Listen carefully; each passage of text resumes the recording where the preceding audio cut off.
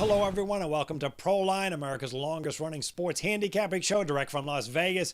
I'm John Cranton, joined by world champion handicapper Jim Feist. Going to talk about some college basketball wagering tips, as well as a couple of games during tournament time. First, Jim, you're on a terrific college basketball run, 41-23. That included a couple of Game of the Year winners with North Carolina and New Mexico. Certainly, you love this time of the season. You got a big one coming this weekend.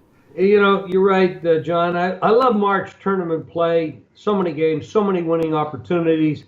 41-23 in college basketball run. That's 64%. I have my dog of the month online at jimfeist.com, as well as my tournament game of the year. It's $99 online, or you can get it for $25 with a guarantee by calling my offices 866-546-9467. Remember, it's online at jimfeist.com, or you can call 866-546-9467.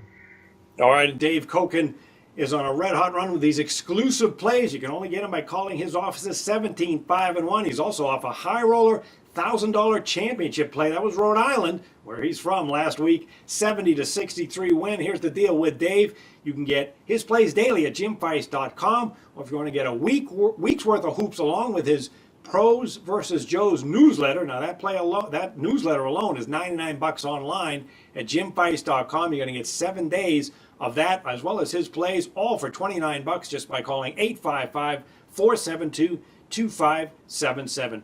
All right, before we get to some games, we're going to go with our Proline question of the week. This is how you can get involved every week on Jim's social media sites, including Jim Feist Sports at Twitter. We ask you some questions about sports and sports wagering, and the one for this week is, which team got screwed in the conference seeding tournament?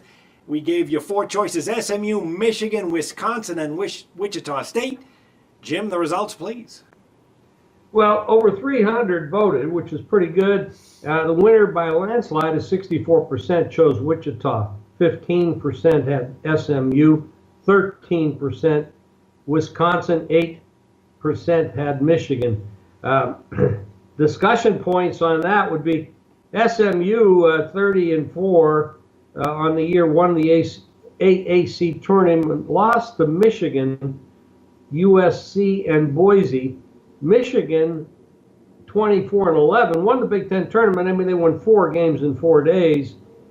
I don't know that you could say they got screwed, but Wisconsin 25-9 lost the Big Ten title. You know, I'm not really high on the Big Ten, so I'm not going to stand up for them. I don't think they have a very good conference this year, and I think that's going to show up as we see the results. Wichita 30-4 in the MVC, the Missouri Valley Conference, lost to Louisville, Michigan State, in their 2 biggest games on the year. You know, I think when you talk about getting screwed, there's a lot of ways of getting screwed. I think the committee does a horrible job in many ways. Now, and the reason I say that is they put teams in different regions. They shouldn't do that. They manipulate things. They'll put a mid-major against a mid-major so that one gets eliminated to the next round, instead of mixing it up properly. I mean, look at those seeding. A 12, you got a 12 going against the 5, and the 12 is favored. I mean, Middle Tennessee. It's absolutely a joke. That's over Minnesota. They don't know what they're doing, and I think they need help. And I know they're administrators and they're educators and stuff. When it comes to this kind of thing, they really don't know what they're doing. I think they do a horrible job. I'm not going to stand up for any of them. I think they do horrible. Well, when you say they need some help, you mean they need some assistant help or some psychological evaluation? I think they should let Vegas pick the seedings. I think we know what we're doing and they don't. Oh, we've been knowing that for years. Absolutely right. Yeah, I agree with you about the Big Ten being having a down year. When I first looked at the poll results, I thought, well, SMU is the team that I would look at first, because they had 3 big step-up games: USC, Boise, and Michigan. Lost all 3. Okay, 2 of them were close, but they got blown out by Michigan. But the more I took a look at it, I would agree with the pollsters here, the whopping landslide on Wichita State, because, I mean, this team won 30 games and they finished up with a 10 seeding. Okay, if you want to look at one side of it, they had two big step-up games against Louisville and Michigan State, lost them both. On the other hand, this team won 30 games. It's not like they're a sleeper or a Cinderella team. They were here last year in the tournament. They won 2 games, including blowout wins. One of them was over Arizona. They finally lost a close game to Miami, 65-57. And even 2 years ago, the same thing happened. They won 2 games, including an upset of number 2 Kansas in a one-sided game, too, before losing after that. So Greg Marshall's done a great job with this program. I think they deserve a little bit more respect than they got in this one. All right, well, if you want to drop us... You can dig down deeper into this a little, John. You know, like Illinois State had a great record, but they didn't get into the tournament. Syracuse, a decent record, but they didn't win any away games. As a matter of fact, it took till January for them to leave their home court or their home state. So, but here's the situation. A lot of these mid-majors, they get criticized for having a weak schedule. Well, the problem is nobody will play them. So, like the Illinois State coach said, he called 25 schools last year to get scheduled, but nobody would play them. So the whole system is screwed. Everybody's getting screwed except the power teams, and it's all centered on the power teams. The media wants the power teams because they sell tickets. They get more viewers. It's all about money and the power teams. The whole system is screwed. I love it. I love the wagering opportunities. It is the way it is. I can't change it. We'll probably never change it. As long as there's money influencing it, it's going to be the power schools that get the seedings, that get the favoritism, and that's the way they want it, and it's always going to be that way. It's not any different than college football then, as far as favoritism and the money. Well, when doesn't money rule? That's what I want to know. When doesn't? Never. Politics and so forth. All right, if you want to ask us any Vegas sports wagering questions, just go to ProlineTV.com, and folks can get 7 days of your plays, Jim, very easily. Absolutely. You go to JimFeist.com, you get free stats, articles, videos, my free fast facts, and plays from the nation's top handicappers. All right, let's take a look at a couple of college basketball tournament games going this weekend. Before we do that, let's take a look at some wagering tips too. One of the things that I look at, Jim, would be coaching, because you know some coaches like Roy Williams, great recruiter, but is he really a good in-game strategist? And then a guy like Coach K, you know, can you look at the foul situation on individual games with a team like Duke? A lot of times they do get a lot of fouls. Now, part of it is coaching, where he's telling the guards to penetrate, but I often wonder, is it the name recognition that gives him more fouls at times than the other coaches he's going up against? Well, I don't have an answer for that, but it has been going on for a long time, and Coach K has been around for a long time. Roy Williams is a good coach. I don't think he's a great coach. As far as the recruiter is concerned, the kids want to go to these big schools, so they do get the cream of the crop, and they're out there looking for the kids, but they have a big advantage in the sense that the best players want to go to the best schools to get the education and to get the coaching and, you know, heads up on getting to the NBA, and a lot of them are looking at that too. Yeah, one of the coaches I admire is Mike Bray of Notre Dame. Maybe he's not as great a recruiter as some of the guys you just mentioned, but the guy's very good with in-game strategy, and he gets the most out of his players, which is really what coaching and teaching evaluation is all about.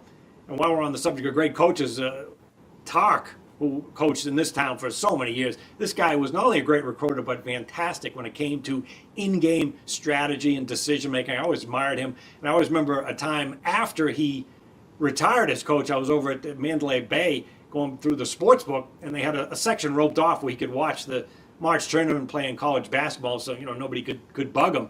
But as I was walking by, I watched him, and he had 6 television sets going in front of him, and I watched his head going around like this. He was watching 6 games at once. He was always a guy that I admired. Well, he did a heck of a job here in Las Vegas, and we have not been very well. We're not on the map anymore in college basketball. after he left, and we tried different coaches, and we just haven't been able to hold on to the good ones. And right now, the UNLV program is a mess. Yeah, it's been up and down, but no question, nobody has come close to what he did as far as winning and recruiting. All right, let's take a look at a couple of games going this weekend. We have betting lines out on them. On Friday, you got Michigan State playing Miami, number 8 seeded Michigan State, number 9 Miami. The Hurricanes 2-point favorite. Here's another example of what you mentioned. The lower seeded team here is a favorite. Miami 2, low total here of 126.5. The game will be played in Tulsa, Oklahoma, and both teams coming in on losing streaks here of 1-3 record the last 4 games. Now, Michigan State, very talented with that coach, but it's an extremely young team, Jim, coming in. And what I see with them is very good defense. Actually, they 68.4 points per game, but they're a pretty good offensive team, too. Number 4 in field goal shooting. Tom Izzo is a very young team coming into this tournament, which we're not really used to with the Spartans. You know, Tom Izzo gets a lot of respect, and he should. He's a great coach. And this year is just not their year. They haven't had a good year. They're 19-14. It's hard to see a Tom Izzo team have 14 losses and 2-7 away from home. Yeah. This just is not a Tom Izzo team. Now, look at the other side, Miami, Florida. They play pretty tough in a pretty tough conference, and in my opinion, tougher than the Michigan State conference. And they have a head coach in Jim Larrañaga, he doesn't get the national press that Tom Izzo does, but this guy's a really good coach, and he gets his players ready, and they are a more talented team, and they have a little bit better record in a tougher conference. You know, I think we have to give a little bit of respect to Larrañaga in this game. Yeah, and Michigan State, when I mentioned they were good defensively, they normally are this time of the year. It's one of the younger teams that Izzo has had, and they haven't been as strong defensively as in past years. Number 7 in the Big Ten in points allowed, but they're very good on offense. Number 4 in three-point shooting, number 4 in offense. And when they are in the role of underdog like they are here, they're 21-7 over the total. And I'm going to take a look at the total in this game because Miami met sensational defensive team under Larrañaga. However, in the role of favorite, they've been terrible, 6-18 against the spread when they're a favorite. And when they play in these tournament games, they're higher scoring than you might think, 10-2 run over the total in tourney games. And here we have a very low total. So I'm going to take a look at a higher scoring game than the odds makers think in this one. Another game we have Friday is number 10 seeded Oklahoma State, an up-tempo offensive team leading the Big 12 in scoring. They're going to be taking on a Big 10 team in Michigan, the number 7 seeded team, and they got the red-hot Wolverines as a 2.5-point favorite and a whopping total here, Jim, of 150, open 156, down to 153. But is this Oklahoma State Cowboy team a bit of a sleeper team? Well, you know, we don't really know how strong the Big 12 is when you look at the past record of this conference in the tournaments. They haven't done that well straight up or against the spread.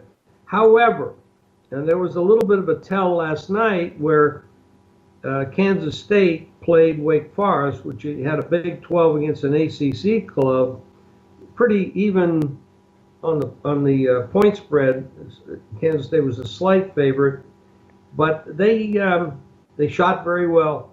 They moved the ball very well. They seemed much better coached defensively than Wake did. And Wake had some good shooters, but they matched up pretty well. And Kansas State was impressive, and they pulled away at the end of that game.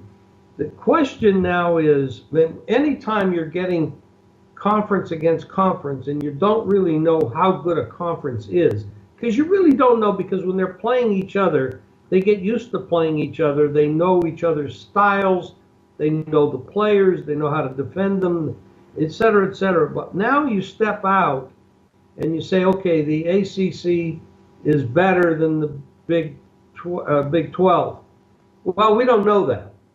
We know that, I mean, the teams at the top, you got Kansas on one side, you got Duke and North Carolina on the other side. But when you go down through the ranks of those conferences, how good are they? Well, last night, Kansas State scored points for the Big 12, and Wake lost points for the ACC. Now, Michigan pulled off quite a miracle, winning 4 games in 4 days. They weren't that good during the season. They were hit and miss. They're well coached, but so is Oklahoma State. Now, Oklahoma State will move the ball up and down. You're going to have to learn how to defend this team, but the totals are high, so that's why they're under tendencies at times, because the totals are big. So you just can't say because they go over. You got to look at the number and see if the number is giving you value. This is a tough situation. Michigan winning 4 games in 4 days to win the tournament, and they had that airplane situation where their charter plane skidded off the runway. It was kind of a very dangerous situation, scary, but it seemed to ignite Michigan. I don't know if after that 4-game grind, they can bounce back with the kind of effort psychologically and physically to go up against a team like Oklahoma State, who is pretty darn good. I mean, you can't really slough them off. They played some good teams this year, the West Virginias, the Iowa States, the Baylors, the Kansas team. They had some good games too. And in my estimation, the Big 12 is better than the Big 10. So you have a situation here where Oklahoma State is getting points from Michigan, who could be tired. Something to look at. Yeah, it certainly is. I'm trying to figure out what kind of style, what kind of tempo this game is going to be, because Michigan is so versatile. They can play any style, but I have no doubt that Oklahoma State is going to want to push the tempo. I mean, this team was tops in the Big 12 in scoring, 85.5 points per game, but they were last in field goal shooting defense, a whopping 47%, as well as points allowed. They love to run behind this dynamic guard, Jawan Evans. Got to believe they want to be excited to be in this tournament too, because this team had a 9-4 start a year ago and finished up 12-20. So this is a nice season that they've had, and they certainly capped it off getting this far after things went so wrong last year. The odds makers are telling you, well, I should say the betting public, that it's going to be more of a defensive game, which is common this time of year. The total down from 156 to 153. However, I think Oklahoma State's going to run like crazy. They're 6-0 over the total on neutral courts. Can they stop Michigan? Thing about Michigan, they can play any style. They're tops in the Big 10 in field goal shooting, over 48%. They're terrific on offense with versatility, and their defense is pretty good too. Number 3 in the Big 10, as we saw in that tournament. They're also on a 6-1-1 run over the total, as that offense has really been clicking. When they faced a couple of teams that love to push the tempo, like we're going to see the Cowboys do, they ended up being high-scoring games. They faced UCLA, lost that game 102-84, way over the total, and even a young Iowa team. They had to go on the road to play at Iowa. Iowa likes to bomb away from long range and run. That was a high-scoring game. Michigan lost 86-83. So based on that, this might be a higher tempo game, but certainly interesting one. All right, if folks want to get free plays on a recorded message from Jim every day, you can call 888-294-1970. Jim, they can also get text plays from you every day as well. Just follow me on Twitter, Facebook, Instagram at Jim Feist Sports, and get free plays daily by texting GAME, G-A-M-E, to 25827. We'll send you free plays right to your cell phone. That's GAME to 25827. All right, Jim has that tournament game of the year going. You can get that as well by calling the number on your screen. All right, that'll do it for this week's edition of Proline. Enjoy the games, everyone, and we'll see you next week with another college basketball edition of Proline.